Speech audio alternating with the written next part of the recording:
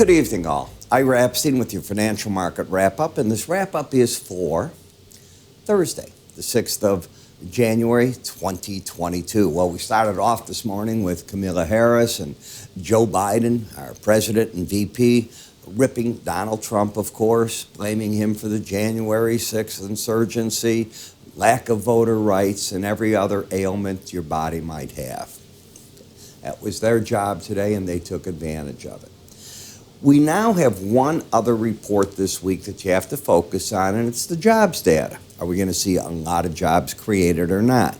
The market has now got a median guess of 424,000 jobs with a drop on the unemployment to 4.1%. So that's where you're at. Next week, you're going to get some USDA grain reports. There's a lot coming out in data, but my point of this is, in talking about it, we've now gotten where the FOMC minutes, of all things, tripped the hand and broke the back of the stock market temporarily, scaring the heck out of people with the Fed going to do a runoff of the balance sheet. Now they're talking big chance there's going to be 4 rate hikes this year and so on, and that's the damage they did to the market. Okay, it was painful, but it isn't the end of the earth. That's my point. Okay, be patient. Things happen between now and the March meeting. You've got roughly 10 weeks or so between the next FOMC meeting. That's a lot of data that's going to come in. It might get worse, and it just solidifies a March rate hike, and it might taper it off where you start saying, well, maybe the market got ahead of itself. Have an open mind. That's the point that I made. Right now, the market is baked in what? The rate hike in March, and that they're even very quickly after that going to start the runoff of the balance sheet. So that's in. Keep that in your psychology. If that backs off, that gets bullish these markets. Think that way. Understand what you're dealing with.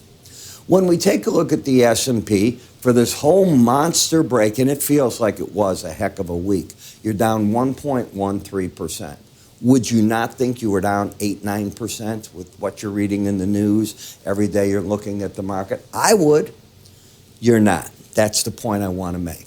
When you look at the charts, okay, I think as your guide, and that's what I want to be, is your guide. In the morning, I want you to really get into my morning subscriber video. That's where my meat is. That's where I'm your buddy. That's where I'm saying buy here, sell there. This is what I want you to do. But this is distribution. That's what that is. That does not mean it's a top.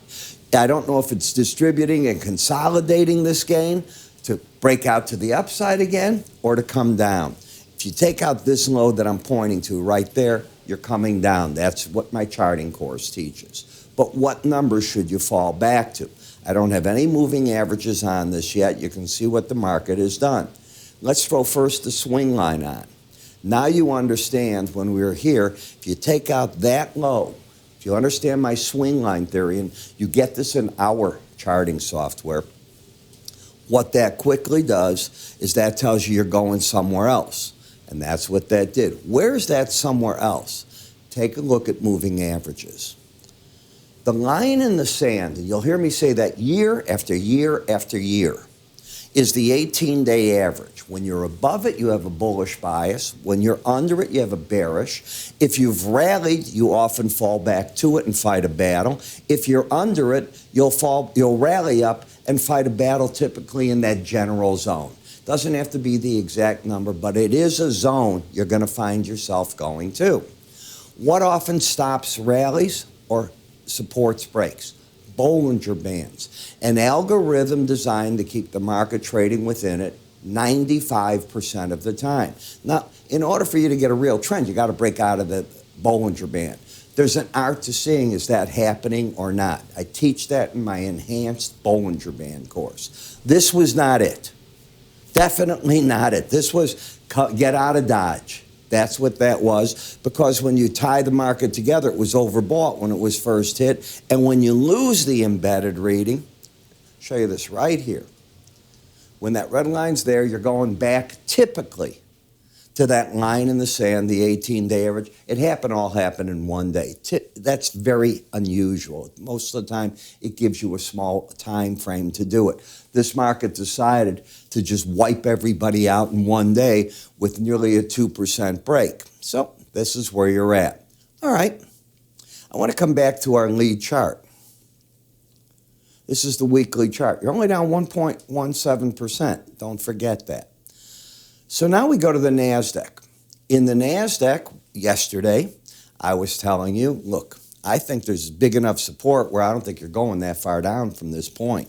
And that's what I told my traders this morning in my paid subscriber. That's way ahead of this, obviously. As the market was coming down, I'm going, folks, you're already at the 100-day average. You don't have to hit the Bollinger Band. If for any reason you're short, what I said was cover your shorts.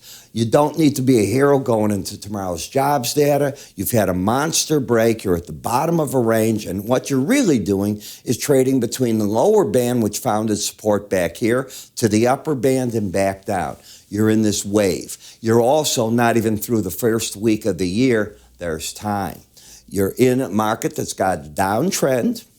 Lower high, lower low. It is not oversold. And if you came out there and you like the data that you still want to be short, maybe you get an opportunity higher to do it again.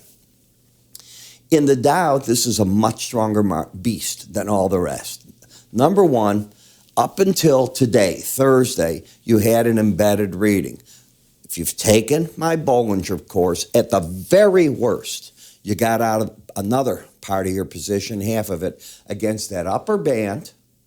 And today you covered everything else that you were long because you lost the embedded reading on the close. It's that simple, and this is where you're at tonight.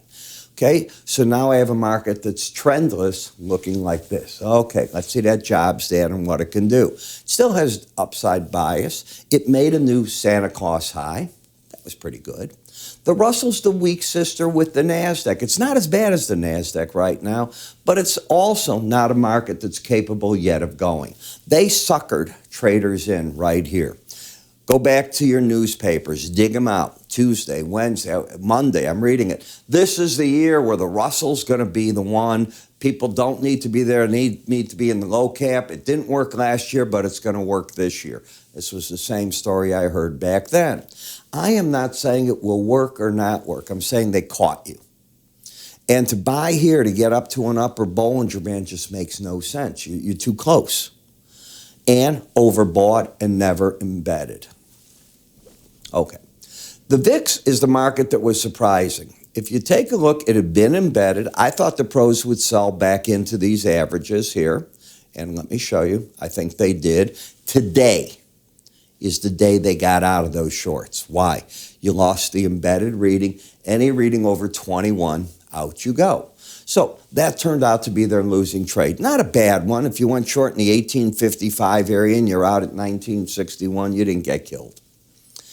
In the T-bond market, you're due to turn back up here. Don't be a hero. Today, you finished out under the lower Bollinger Band. You got 1, 2, 3, 4 days in a row.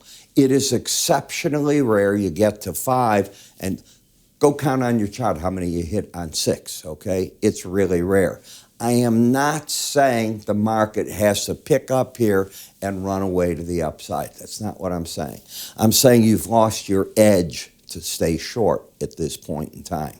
That's what I'm saying. Doesn't mean I'm right. You do what you want to do. I'm not telling you to buy or sell anyways. You had a bearish crossover on the 18 to the 100. That is, and with it, you made the lowest low day that you have from this. 30-year mortgage rates went up the highest they've been since 2020. So the whole year we've now made higher 30-year mortgage, and you're trying to get back over this number. You're fully embedded. This is bearish. But boy, I'd rather see a rally up here if I want to get bearish after the jobs data embedded than be short here and live for that rally. It doesn't make sense to me. Same thing in the 10-year. You have 4 days in a row under. You're going to try to pop to the right-hand side. Are you going to embed? So we come here, day 1 of embedding, day 2. I don't know where tomorrow's going to close. You might. I don't. That might give you your third day. I'll wait and see. In other words, wait for the data tomorrow. Dollar index. If you don't see the sideways action here, go to your optometrist and get help. You are just running against that 18-day average and basically stuck in these broad bands. That is neither bullish nor bearish. And I'm very aware that everybody is talking. I want to use the word everybody. I have not heard a dollar bear on television. Everybody's bullish. This is going to be your base, and the market's going to go sharply higher. That's the common thinking. I'm not in that camp. In the eurocurrency, this is the camp sideways flip-flop of the dollar. You're stuck at the 18. You're caught in the Bollinger Bands. You're getting whipsawed if you're trying to trade this market right now. I don't recall the last time I put out a euro trade. How's that? I don't recall it. I'll bet it. I know it wasn't. I don't recall one in December. Back here, I can understand it. I don't see how you can trade that pattern. Doesn't mean I'm right. You can do that.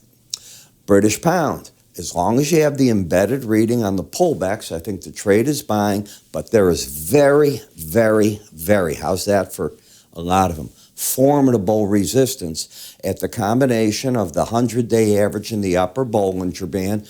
Pros have looked at that. There's no reason to be short on this chart until and unless the red line, 86.99, closes under the 79 level. Bitcoin, I wish you the best. This market was $70,000 mid-November. November. Thanksgiving wasn't far back, right?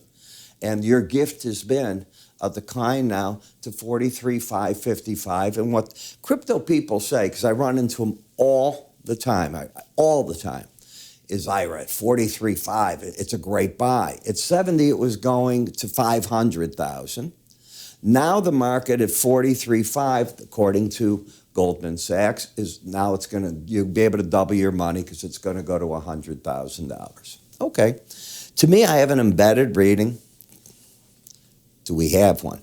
Day one of embedding was Tuesday. Day two was today. You're not embedded yet. You could embed. And if you do, on rallies, I think the pros will be selling this market, not buying it. When we get to the Brent versus WTI crude, for a moment there you got up and over this line in the sand, the 18-day average. Now you're right back under it, okay? And when you look at the energies, you're fully embedded. The pros are buying as long as that's there. On the breaks, they're buying. There's a way you do this. It has not offered that because each day it's made a higher high first, as you can see. Hasn't given you that lower low day. Same thing in the WTI. These are still very bullish. They're just not letting traders come in the way I teach charting at these levels. The same can be said of the heating oil market. You cannot say that of natural gas. Natural gas is go out and get yourself some Tylenol or aspirin. You want to trade this market? It hasn't gone anywhere. This is so similar to the dollar index and the euro. Spinning back and forth, not taking you anywhere. Eventually, it'll get a breakout.